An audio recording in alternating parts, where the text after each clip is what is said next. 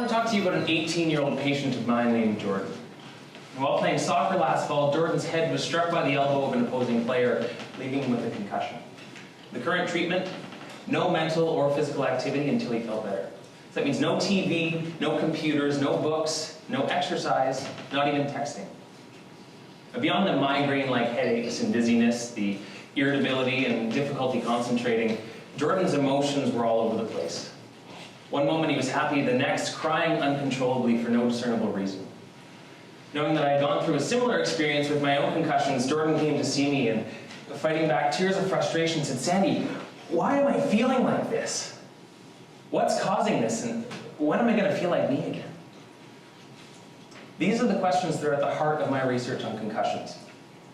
Well, we know that hits to the head are the cause of concussions, and we've characterized many of the observable deficits that result. We still have a very poor understanding of the changes in physiology that are actually causing these issues.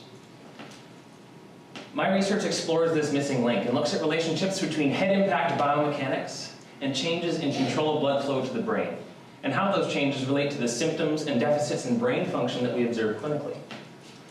Now, our brains are hugely reliant on adequate blood flow to function properly.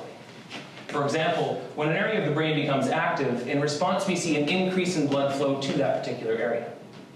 And we can quantify this response, as well as a number of other different parameters and metrics to probe at how well our bodies are doing at providing our brains with the blood that they need. So I'm characterizing this brain blood flow control in athletes at the beginning of their athletic seasons, and then looking at how that changes immediately after a concussion, as well as during the recovery period thereafter. These changes in brain blood flow control are being assessed in concert with the biomechanical profiles of the head impacts that they receive. And when I say head impact biomechanics, what I mean is looking at both how often and how severely the athletes hit their heads when they're playing. To measure this, my athletes are wearing small patches just behind their ears while they play that record the accelerations that their heads experience when they get hit, which is what you can see in the top left as a sample of the data, where each of those arrows represents a single hit to the head.